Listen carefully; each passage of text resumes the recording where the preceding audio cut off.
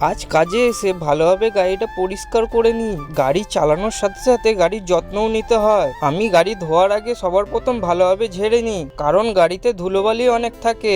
তারপরে এই নরম ট্রাওয়ালটা দিয়ে ভেতরটাও ভালোভাবে পরিষ্কার করে নিই, কারণ গাড়ির বাইরের সাথে সাথে ভেতরটাও অনেকটাই নোংরা হয়ে যায়। তারপর জল শ্যাম্পু দিয়ে ভালোভাবে গাড়িটা ধুয়ে নিই। গাড়ি ধোয়ার পর তারপর আমি চলে আসি বাজারে এসে আমি নেব হচ্ছে ফুলের মালা। চলে এসছি ফুলের দোকানে, আর এখানে অনেক রকমের ফুল, কিন্তু আমি বেশি ফুল নেব না।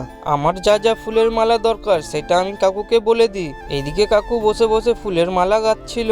ফুলের মালা গাঁথা হওয়ার পর আমাকে কাকু দিয়ে দেয় আমার ফুলটা। ফুল নিয়ে টাকা দিয়ে তারপর সোজা চলে আসি আমি গাড়িতে। আর এই দেখো, আমি বেশি ফুলের মালা নেইনি, মাত্র দুটোই ফুলের মালা নিয়েছিলাম আকন্দ ফুলের মালা। তারপর চড়িয়ে দিই ঠাকুরকে মালাটা। আমার গাড়িতে একটা আদিযোগীর মূর্তি আছে, সেই কারণে আকন্দ ফুলের মালা নিতে হয়। আর একটা রজনীগন্ধার মালা নিয়েছিলাম, সেটাও তারপর চড়িয়ে দিই ঠাকুরকে। গাড়ি পরিষ্কার রাখার সাথে সাথে পুজোও দিতে হয়। আমি যেমন সপ্তাহে 3 দিন পুজো দিই, মঙ্গলবার, বৃহস্পতিবার আর শনিবার। এইদিকে আমার পুজো কমপ্লিট। আর এই ছোট্ট আদিযোগীর মূর্তিটা আমি নিয়ে এসেছিলাম কেদারনাথ থেকে। এই দেখো, দেখতে কি সুন্দর লাগে।